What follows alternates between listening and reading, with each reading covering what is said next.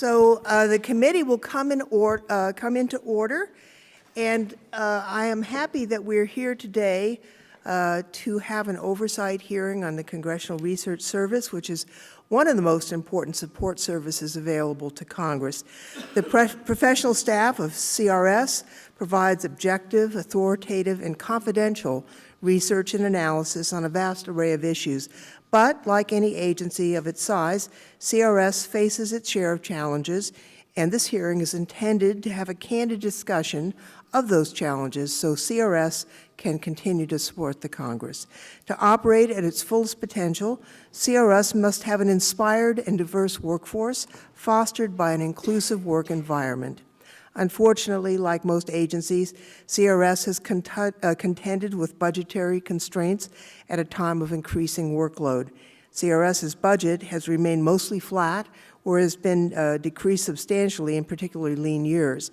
In fact, CRS's operating budget in 2017 was $5 million less than its budget in 2010. These constraints have resulted in less capacity to serve the Congress. It has resulted in fewer analysts doing more work. This pressure, compounded by our failure to invest meaningfully in personal office and committee budgets, has adversely limited the scope and depth of services available to Congress. These pressures also impact employee morale, which can further negatively impact agency performance. The cycle of asking congressional support staff and our legislative branch agencies to meet more demands with less resources is unsustainable and needs to be changed.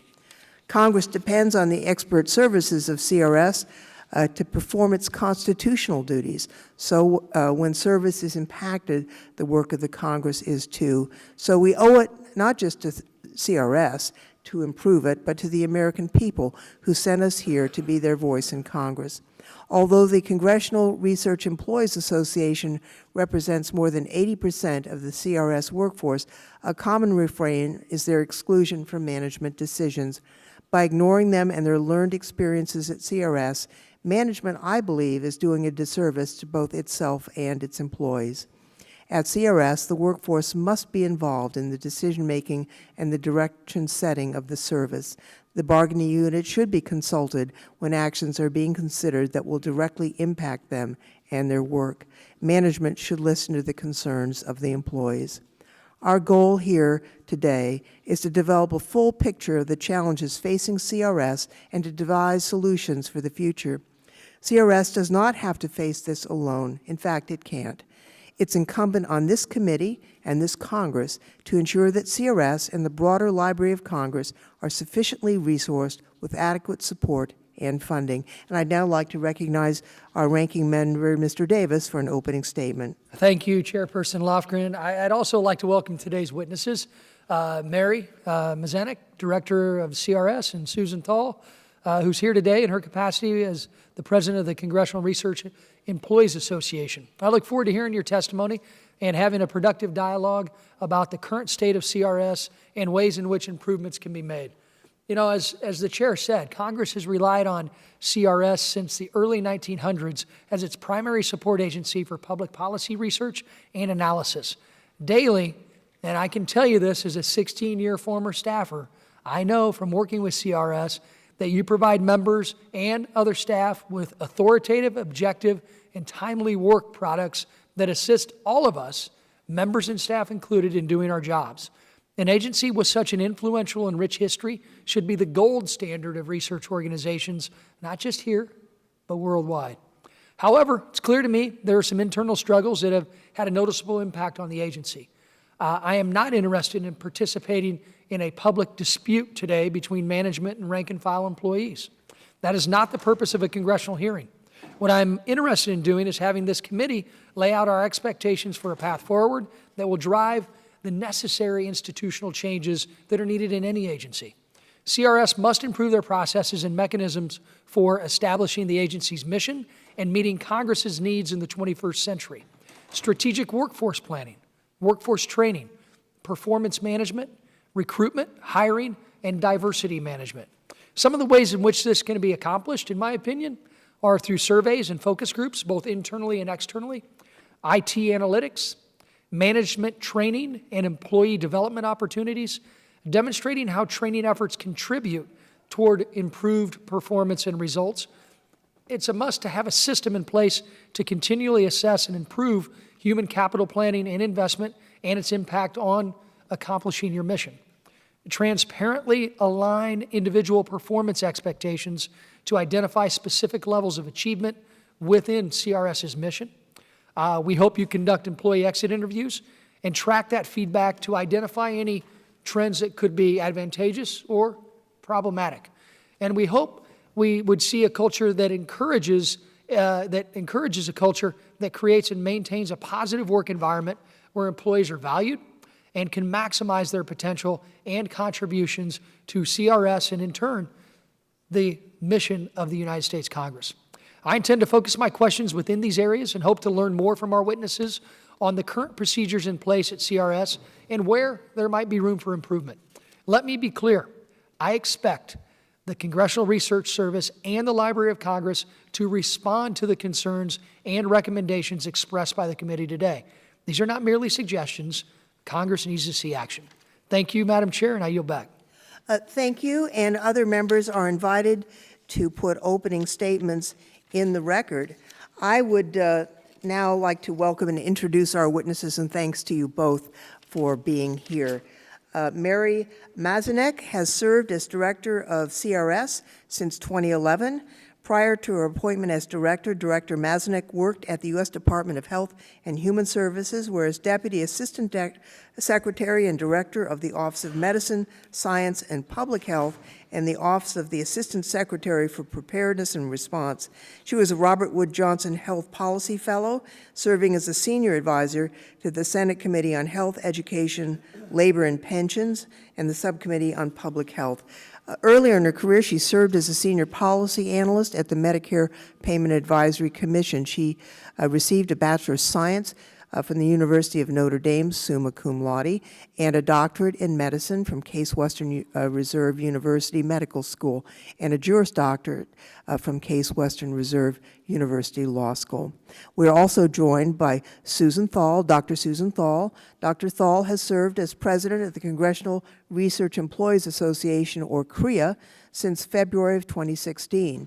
Working at the Congressional Research Service as a specialist in drug safety and effectiveness, her portfolio includes drug development and approval, post-market safety studies and surveillance, drug importation, pharmaceutical promotion to consumers and health professionals, FDA appropriations, and regulatory science.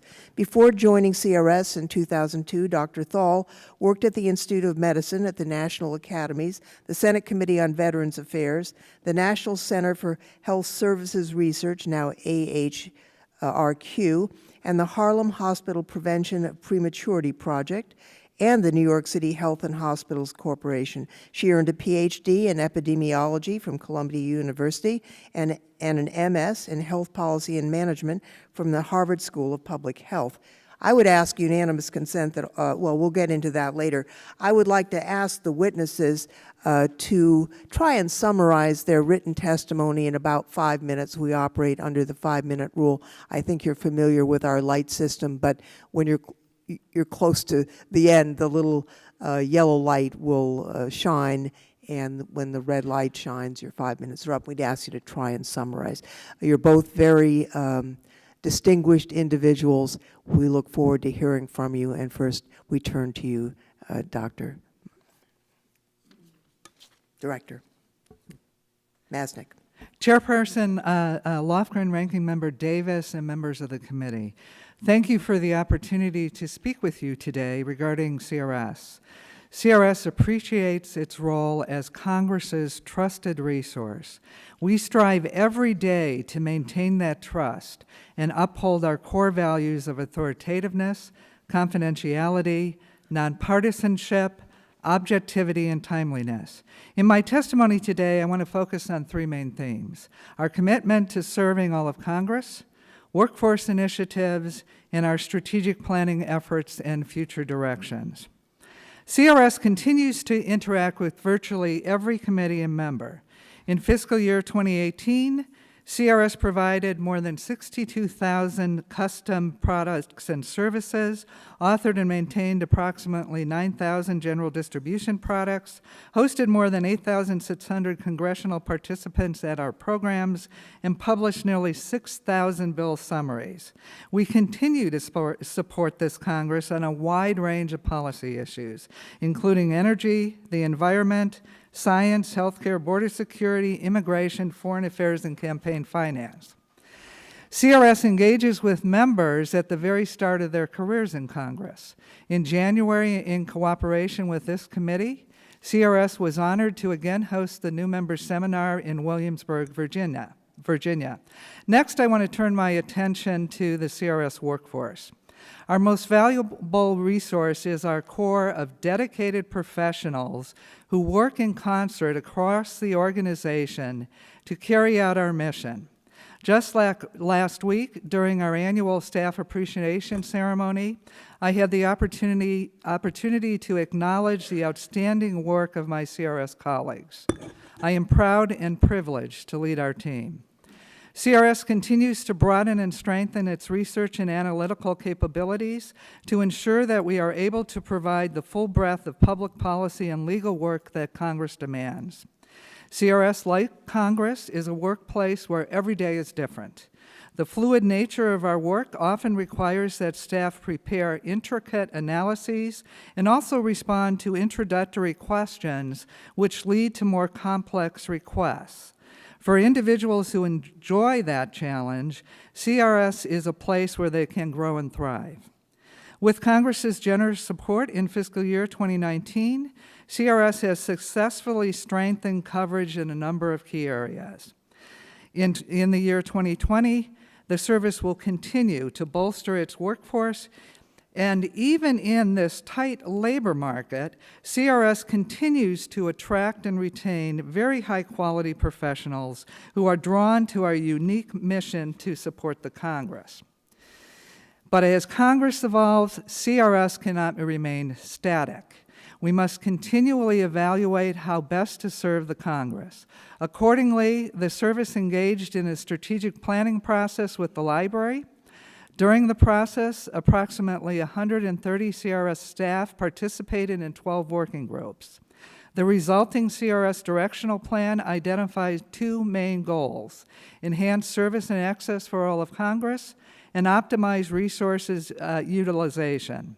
Nested under these goals are specific objectives and key initiatives that emphasize CRS priorities, such as advancing diversity and inclusion efforts and aligning the CRS work model to meet Congress's needs. An example of a recent key initiative was the public release of non-confidential written products. For the first time in our history, in September of 2018, non-confidential CRS written products were made available to the public. Today, more than 5,500 products are on Congress.gov. We are on track to meet the remaining goals and deadlines by the end of this year. Information technology is a critical tool that CRS uses to create, deliver, and showcase our work. CRS continues to support the library-wide efforts to centralize information technology.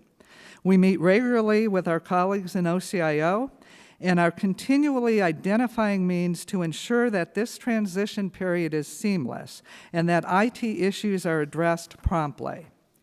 Moreover, CRS, in partnership with OCIO, has launched an initiative to modernize the service's IT systems. The goal of this critical 5-year initiative is to improve efficiency and foster innovation in CRS operations, while continuing to protect the security and the confidentiality of congressional data. CRS is scheduled to test a prototype of a new content management system in this fiscal year. Finally, on behalf of my colleagues at CRS, I would like to express my appreciation to the committee for its continued support. CRS looks forward to the committee's input so that we can continue to be Congress's foremost resource. And I'm happy to respond to your questions. Thank you very much. Dr. Thal would be happy to hear from you. Thank you. Good morning, Chairperson Lofgren, Ranking Member Davis, the other committee members who are here. It's nice to see so many here, and staff. Thank you for inviting me. I'm Susan Thal, President of the Congressional Research Employees Association, CREA. CREA represents about 500 of the approximately 600 CRS employees. I'm happy to sit beside Dr. Mazanek. She has listened to CREA. CREA's role, though, is not only to be heard, it's sometimes to convince management that there is a problem, that there's a solution, and that working together can help. We don't always agree. In my written testimony, I mentioned 8 such issues, but today I'll focus on 3. The need for a more diverse and inclusive workplace, the need to restore confidence in our promotion and performance appraisal procedures, and the need to fix the morale crisis in one of our 6 research divisions. First, diversity. In 2016, partly because of CRS employee answers to the Federal Employee Viewpoint Survey, Dr. Mazanek appointed a Diversity and Inclusion Advisory Group. It had managers and non-managers and a CREA representative. The group did its homework. The report laid out a thoughtful plan, but somehow central office staff changed much of the report before submitting it to the director in the group's name. After much back and forth, the full report was issued. But then the report that was posted on the CRS website was missing some of those recommendations. I think there was a communication opportunity that was missed there. Since then, the director has formed 2 other groups that are looking at diversity issues, and we hope that the outcome is different this time. There are so many ideas that we have that can improve diversity and inclusion, perception and reality, but now 3 years after the federal survey, we don't see that CRS has an effective plan or a way to measure real progress. Second, performance appraisals and promotions. Again, here, CREA and management are not quite in sync. CRS has, what we can tell, no clearly stated policy or standards for promotion, and it desperately needs one. CREA has handled performance appraisal cases where there's clearly a disconnect between supervisors and employees about what their expectations are. With access to anonymized data, CREA analysts could examine whether promotions and performance ratings vary by characteristics of the individual or of the immediate supervisor or the division or office. There may be no problem at all, but without our knowing that, suspicion abounds. When employees perceive actions as unfair, management loses some of its moral authority, and that can affect decisions to leave. And such attrition is really costly. It takes time and money to recruit, screen, hire, and train. And that takes time away from our ability to serve Congress.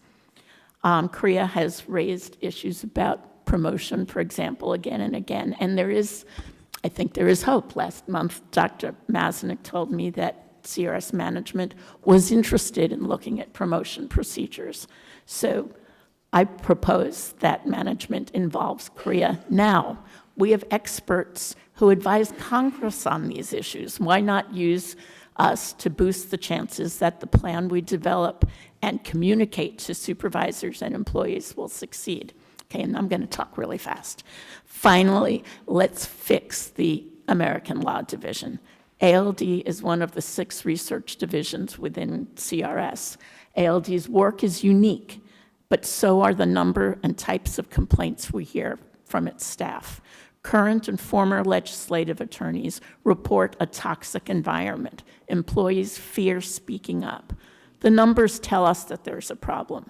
During the last 3 years, attrition in our other 5 research divisions averaged about 7.5% per year. For ALD, it's a little over 19% each year. And new hires haven't yet gained the experience of the kind of work CRS does at ALD, the number of people who have been here for more than 3.5 years is about 46%. Since the committee announced today's hearing, we've heard from many former ALD employees asking us to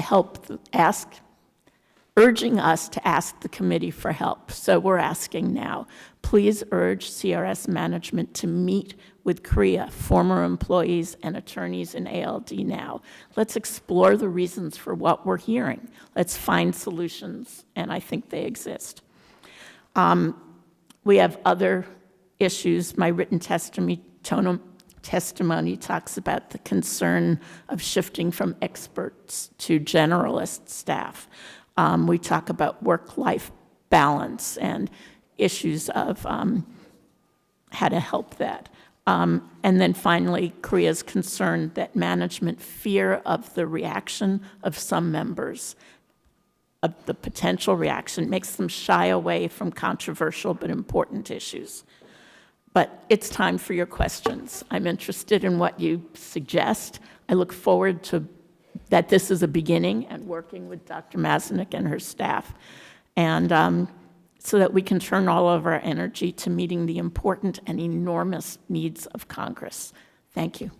Thanks to both of you for this testimony. I would turn now to the ranking member, the gentleman from Illinois, for questions that he may have.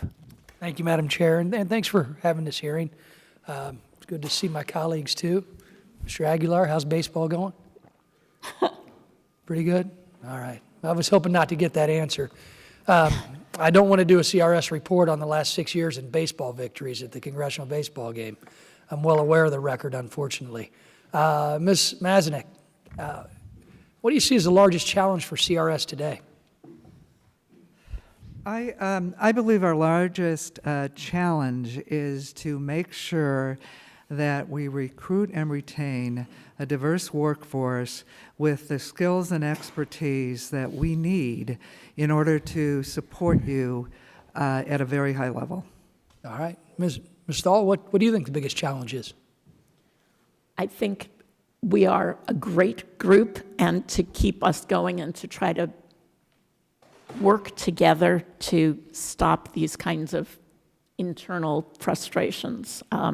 There's a lot we can do. I think we need to figure out how to serve, at what level to serve Congress. There's lots of need for short-term things that legislative correspondents and analysts need, and then there's also work that a committee staffer might need to really help developing a project. Okay, well, I'm glad you brought up Congress. How does, Ms. Mazanek, how does CRS capture feedback from members of Congress and their staff? Thank you. So several years ago, I believe in 2016, the library was directed to do a survey of Congress about the products and services they receive from the library, but especially CRS. We contracted, CRS took the lead on it, we contracted with Gallup, and we got very encouraging, very positive feedback. CRS plans to do another survey this fall to again try to capture in a more formal way feedback. But we get a lot of informal feedback on a day-to-day ongoing basis from your staff and directly from members. I take advantage of when I informally meet with members to try to get their input into how we're doing, what they would like to see from us, and what we could do better. Okay. What type of IT analytics are used to capture information about your work products?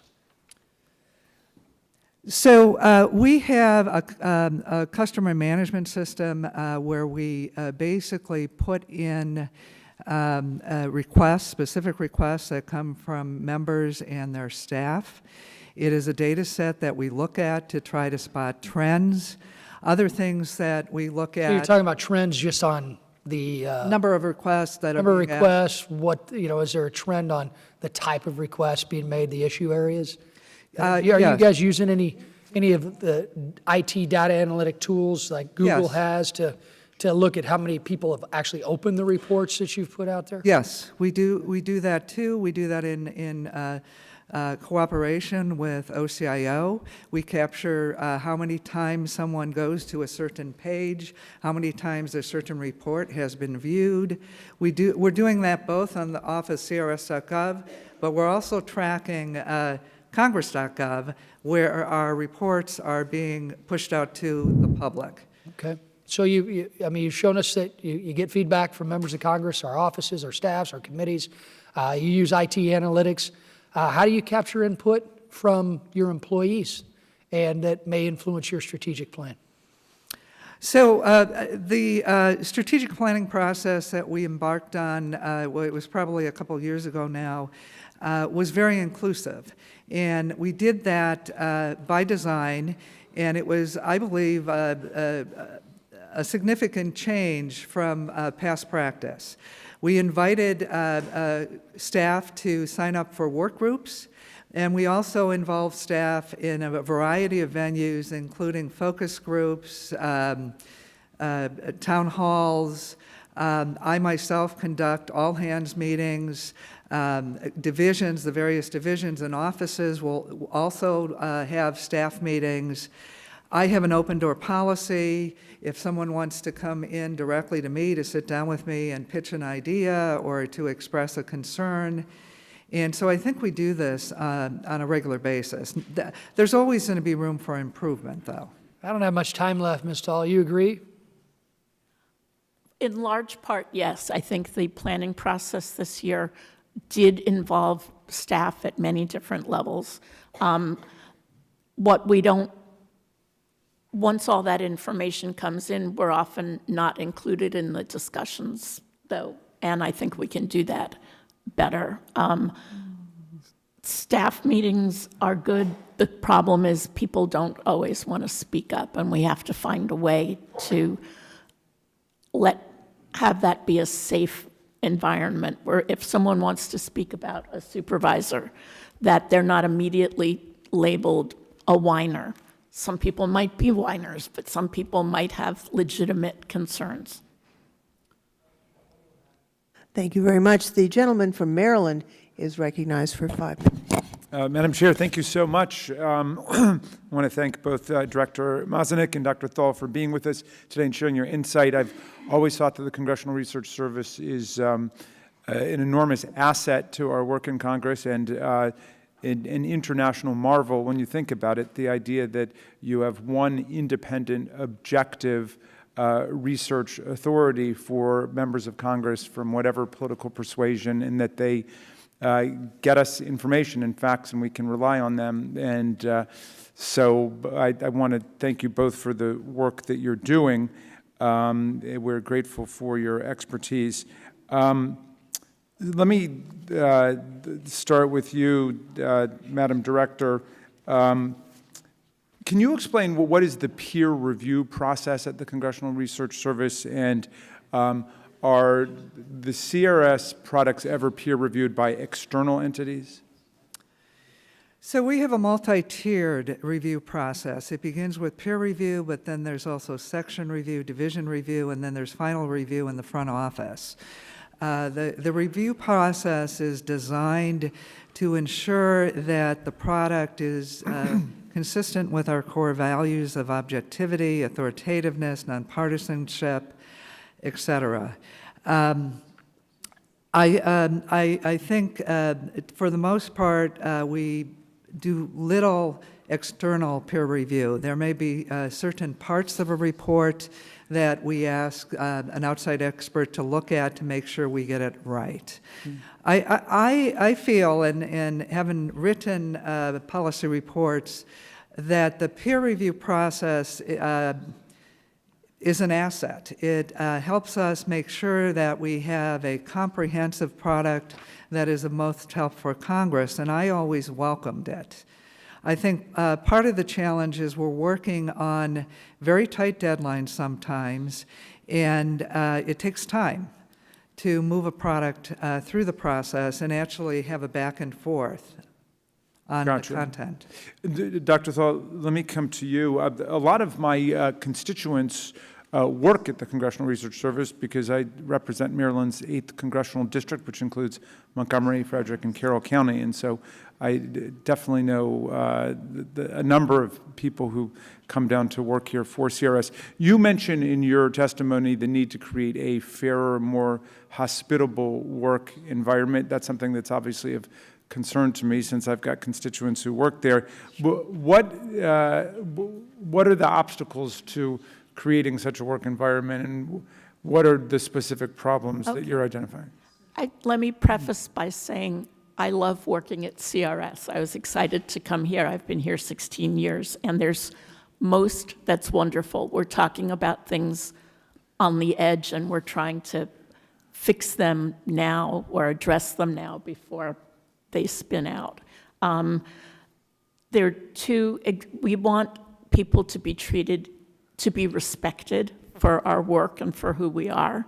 And that means if we're respected to advise Congress on earth-changing issues, why are we not respected on things like how we organize our day?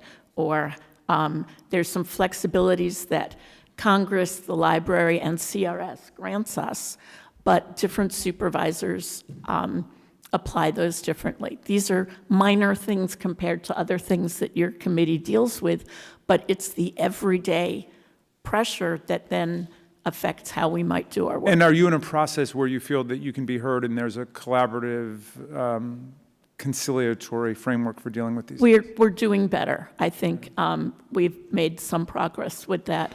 The one thing that I don't think we have figured out how to do yet is just as not all employees are ACE perfect, not all supervisors are perfect. I mean, you've all seen that in your lives. And our impression is if we want to bring that up, the reaction is that that's not a valid concern. But this is normal workplace stuff. Absolutely, yes. So, and you're not dealing with problems of harassment or discrimination that are not being effectively addressed? There are ways that we can address that through the library process. Now, partly because of your committee, we can also go to, they have new initials now, Office of Congressional Workforce Rights. There are kinks along the way, but basically the process is there. And then finally, Ms. Masnick, did you want to respond to any of that? I certainly am willing to open a discussion about how we can communicate better. It seems like there's a communication issue raised by a number of concerns that Dr. Thal raised, and how to capture input and feedback. And I meet with Dr. Thal on a regular basis. My management team meets with other representatives in Korea on a regular basis. Maybe some of their concerns can be brought up in those venues. We also have other avenues where individuals can bring a concern directly to me anonymously through a director's comment box. But if there are other ways that we can improve communication, I'm open to discuss it. Terrific. Thank you. Yield back, Madam Chair. Thank you very much. The gentleman from Georgia is recognized. Thank you, Madam Chair. Thank you both for being here today. Director, what's the mission of CRS? The mission of CRS is to provide information, research, and analysis on all legislative issues in front of Congress to aid them in carrying out their constitutional duties. Oh, thank you. Do you agree with that, Dr. Thal? I'm sorry, I got a note and didn't look. The mission of CRS? To serve Congress, to help you make better decisions so that it's better for everybody. Thank you. That's I appreciate that because that's the way I feel, and Yeah. I've had some concerns about other aspects of the library getting away from the idea that they're predominantly library that exists for Congress. So it's refreshing to hear that. And what you do is extremely important.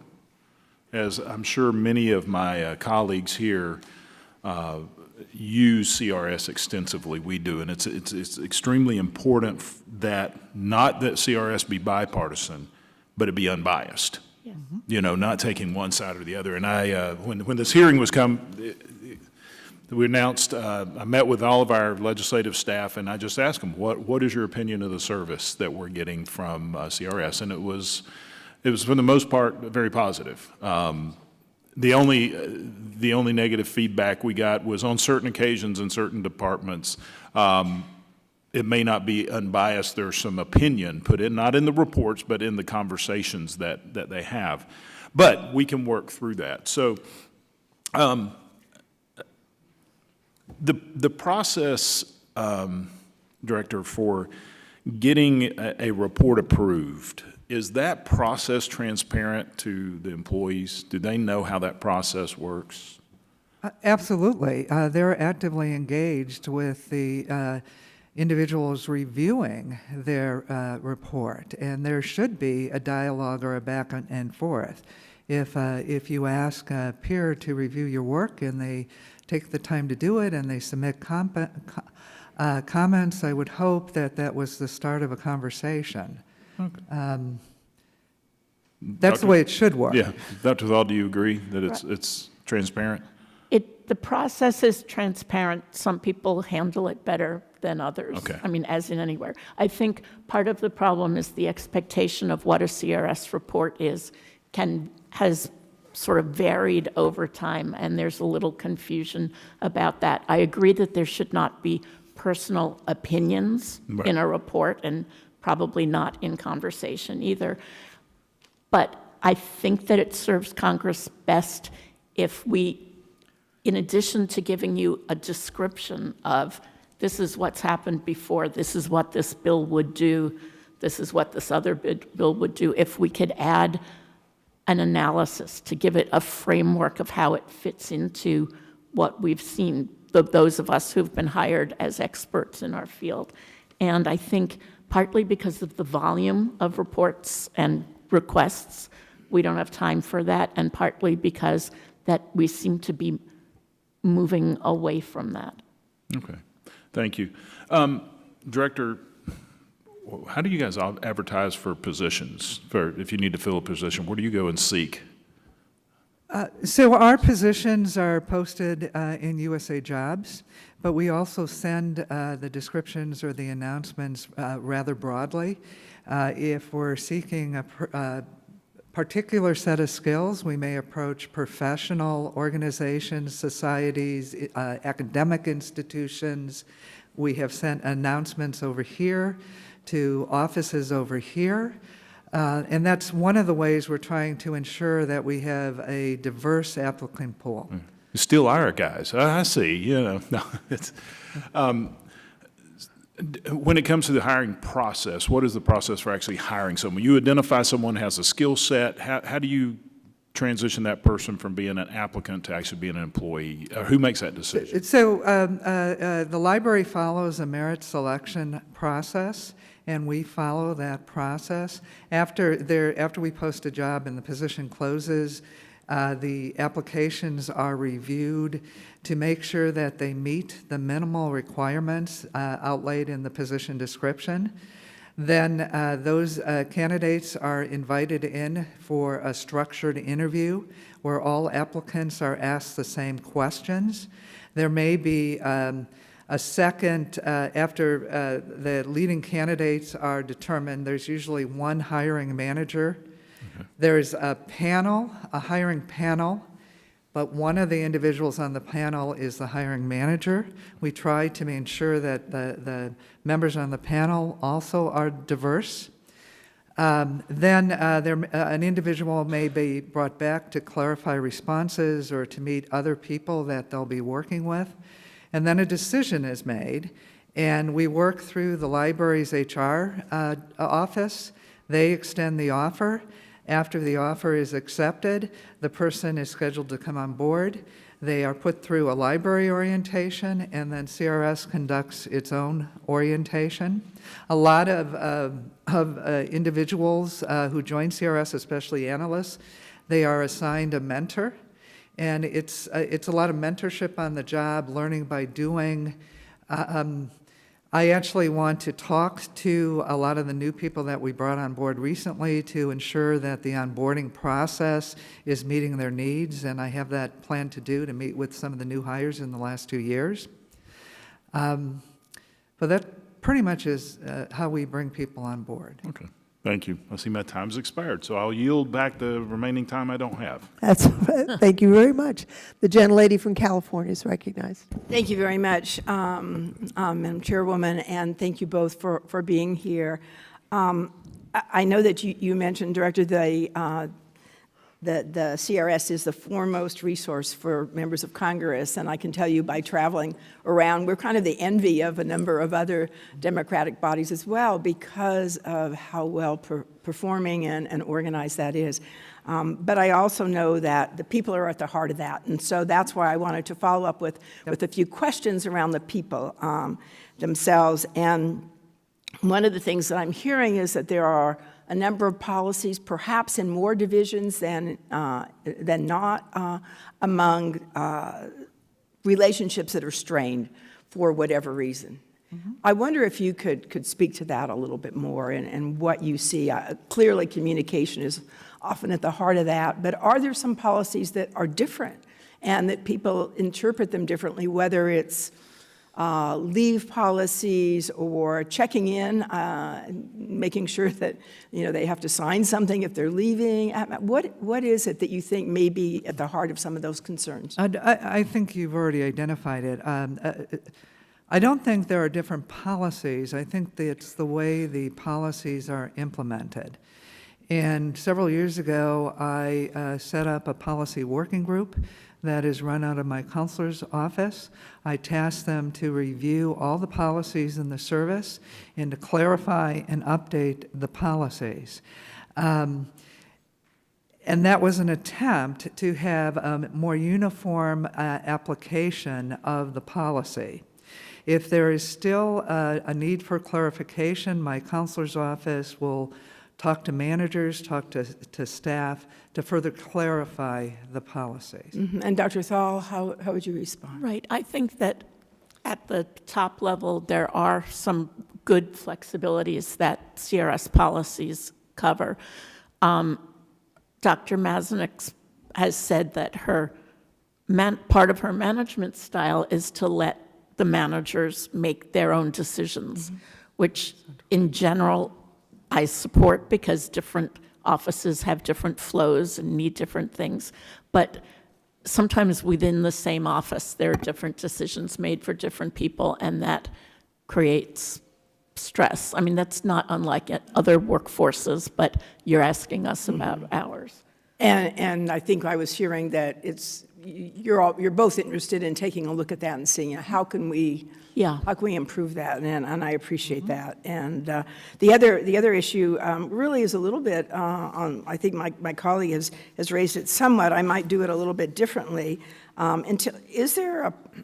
It's always been a policy of nonpartisanship, but now I think there seems to be a concern. Maybe this is more in the law division, of one of neutrality. That providing facts obviously is critically important to CRS, but that there are some issues that are not even raised that should be. Would you like to respond to that? May I go first? Okay. She's my boss. I know. I looked at Okay. whoever is comfortable. But we coordinated our Thank you. colors. I'm fine. Now I've forgotten the question. I'm sorry. Well, it's sort of this nonpartisanship versus Yes, neutrality. I think that's how part do you of- see that? Thank you. Some issues they're so critical that there are facts, but there's also talking about the ramifications of those. And sometimes that discussion can be unbiased and nonpartisan, but it's not always neutral in that an expert will have experience and a concept to put in. It's important that they identify that, and I think the review process helps a lot. But sometimes we're shying away from several years ago. This had nothing to do with the current administration. I was counseled I could write a descriptive paper on something, but not to get into the possible other ways to organize the program that they were talking about. And I was told, don't do that, it's too controversial. Does that affect morale? And yeah, well, Yeah. it makes me Dr. feel, Mason. you hired me as for my Sure. thinking. I'm sorry, my time is limited. I just wanted to So be sure I have a that we had a different chance. point of view. It's really not neutrality. What we strive for is objectivity. It's one of our core values. I would also assert, and maybe we have to reinforce this in communication, that analysts are supposed to be analytical. That not only should they present the facts, but they should also be analytical. Where we draw the line is we don't make recommendations, we don't advocate. We inform the debate, but we're not here to tell you what the best policy option is. And we do tackle controversial subjects. I would point you to reports and some of the topics that we have reports on.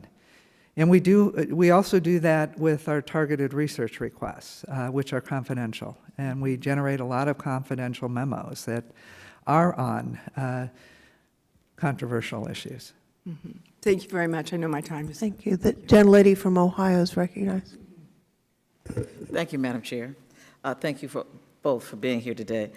Let me just ask you, what is your policy, if any, on diversity, and talk to me about the diversity of your staff? So diversity is diversity in the workforce is a top priority of mine. I think it's important, it's critical to bring all perspectives to the issues that you're grappling with.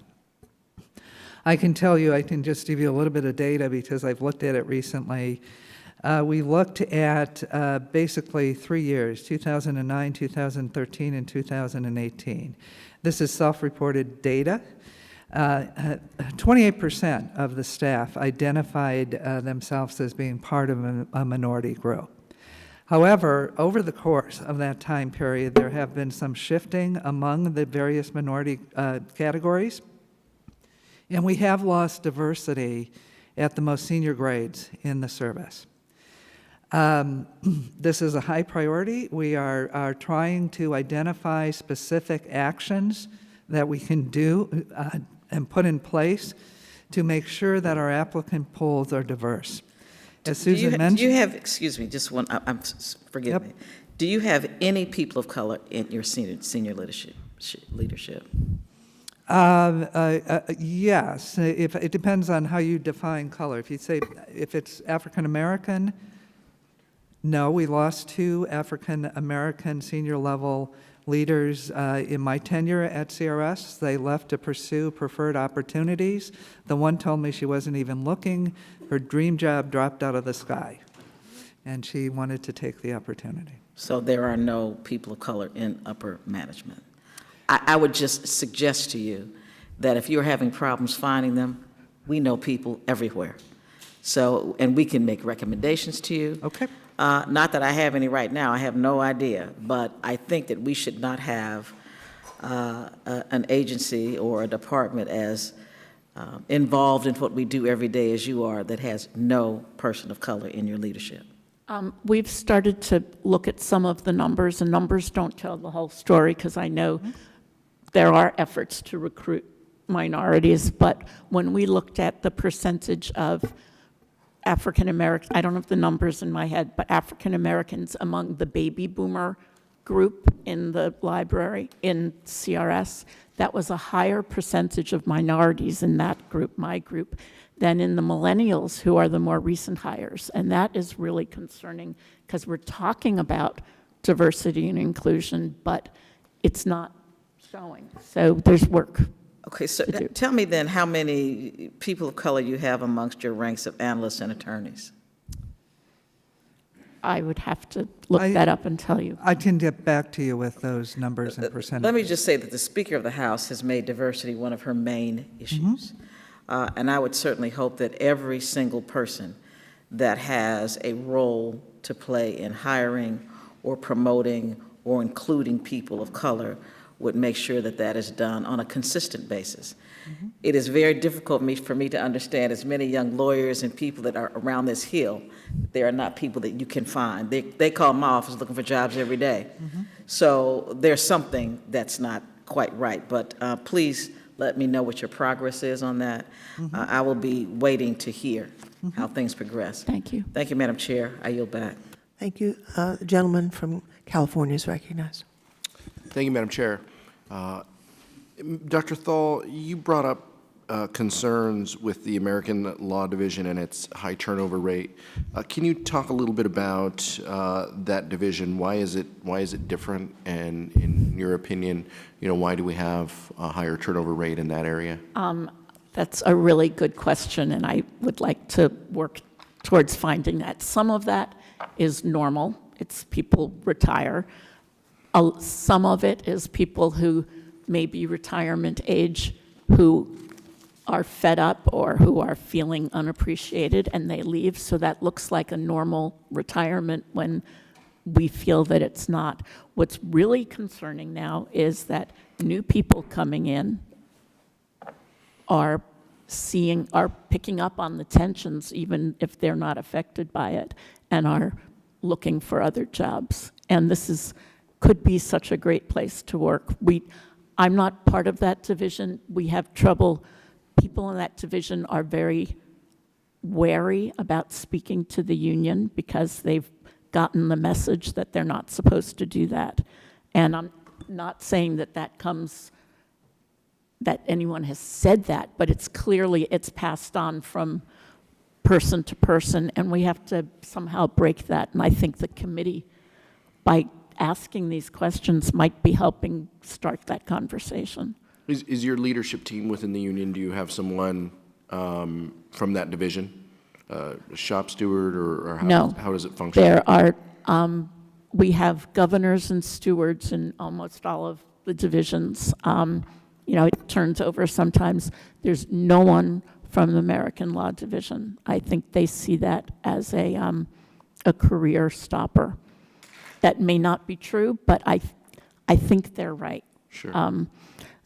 And so we get people, meeting us for coffee off-site or stopping by my office after hours. And then,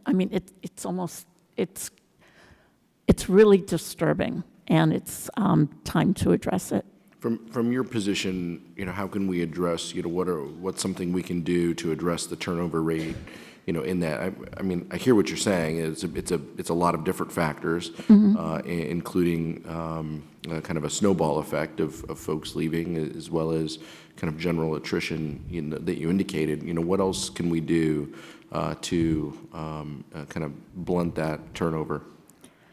I think that's a role of management. I think what people have reported to me is that there are real problems in the management and lower level, next level supervisors in that division. And it seems from the outside, it looks like Dr. Mazanek is not engaging with that, not causing it, but not dealing with it. And I think we need to, this is not, as you said, Representative Davis, this is not a time to talk about personnel issues, but it's time to talk about how we're going to talk about it. And I think Sure.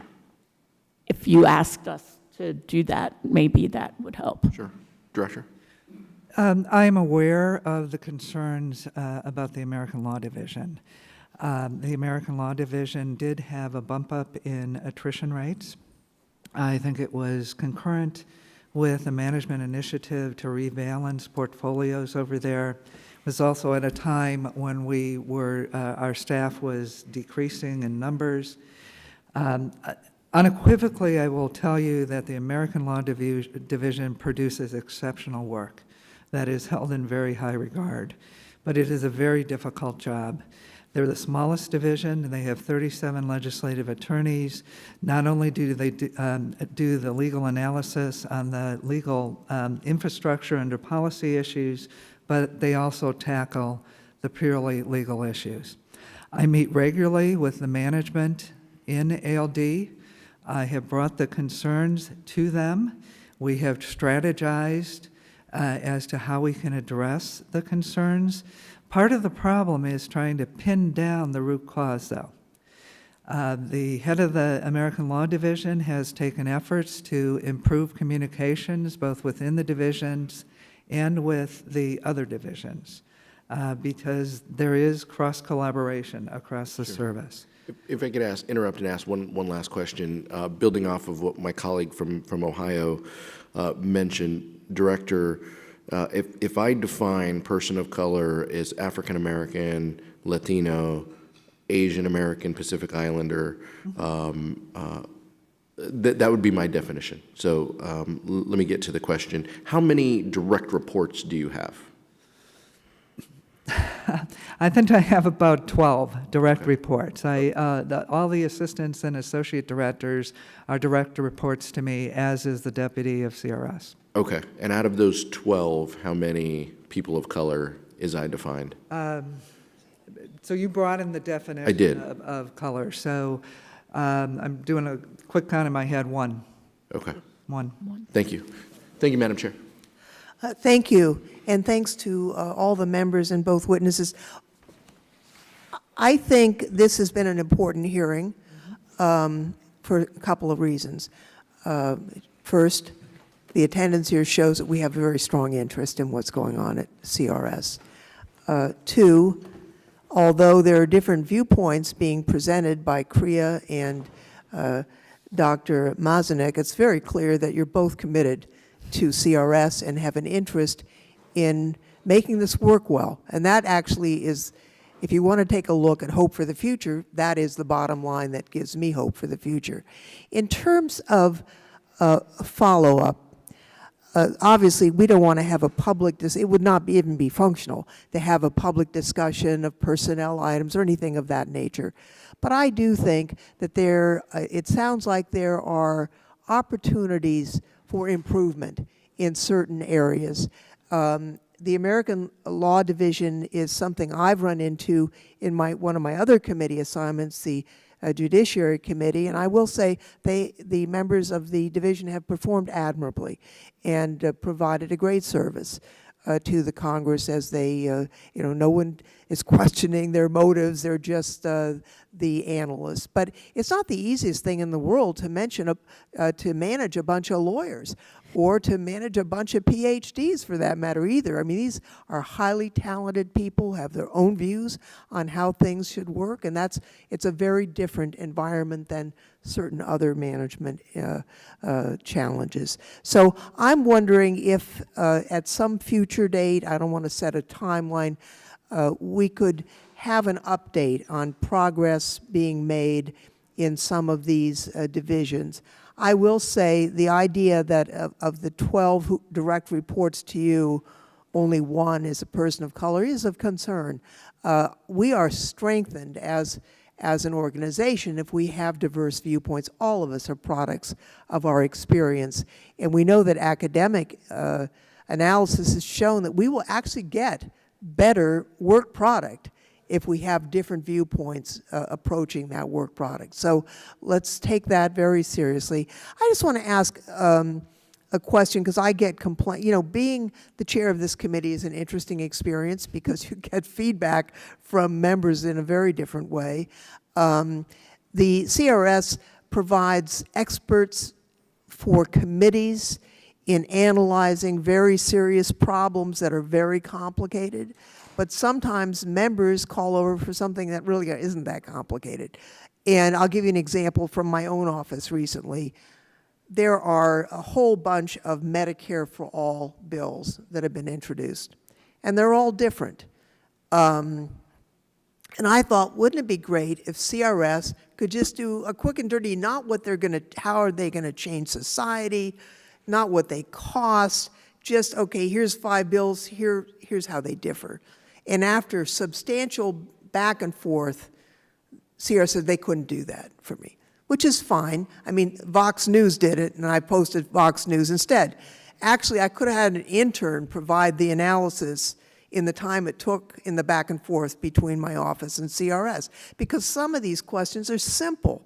They're not really complex, sophisticated analysis that's being asked for by members. And I do get complaints, not from other members, that they can't get like the dumb stuff done. And I'm wondering if there's a way to manage the office so that, not to the detriment of the more sophisticated analysis, which is the guts of your work, but the simple things could be answered for members. That's question number one you don't have to answer now. I think to some extent, I remember being on the Hill as a staffer in the 70s, right after CRS was established. And the role played then was very different than today, because we have Google now. We don't need to call CRS for some of these answers. And I think that has probably changed the whole nature of what you do, and yet the authoritative nature of what CRS is still might call on the Congress to ask you, because you're known to be objective, you know, what are the facts on this simple question that we don't want to quote Google, we want to quote CRS. Director Mesnick, can you address that at all? Well, you've identified one of the challenges that we have as a service, that not only are we trying to balance the highly analytical work, we are also responding to a lot of basic informational questions. What we try to do when we get a request is call back the requester and really identify what do they need from us, so that we try to meet your needs on your timeline. I was aware of the request that your office put in. I'm sorry that we didn't get you what you needed. There was, the analyst did talk to your staffer.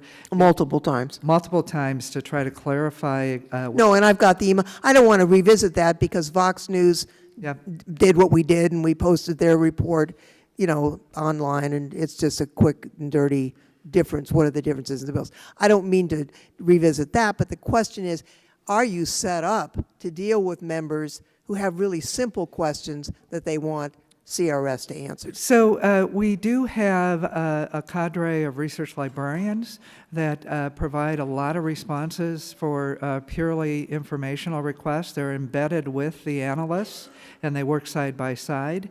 We have tried to diversify our staffing structure. We introduced a position of a research assistant, which will hopefully also be able to work with the senior analyst to maybe unload the senior analyst by taking on some of the requests. Obviously, they would have to be reviewed by the senior analyst. So we have tried different things. Right. Let me just ask this in closing the hearing, and we'll keep the record open for 5 legislative days for members who wish to submit additional questions, or for the minority that wishes to submit additional views. But when a toxic work environment develops any place, it's really hard to break that up, because sometimes it feeds on itself. It's almost independent. And it sounds like, if Dr. Thal, that your concern is that may have developed in some of these divisions. It's very difficult to unwind that, but it sounds like CREA is willing to be an ally in unwinding that, Yes. which is a very positive thing.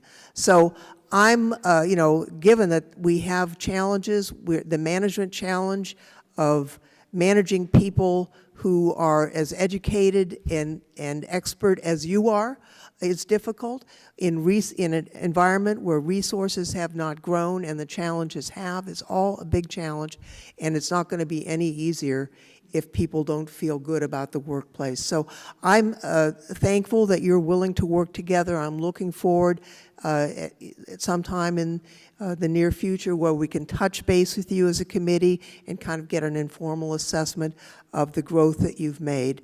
And with that, I would thank you both for your important testimony, and note that, you know, it's not every day that CRS makes front page news.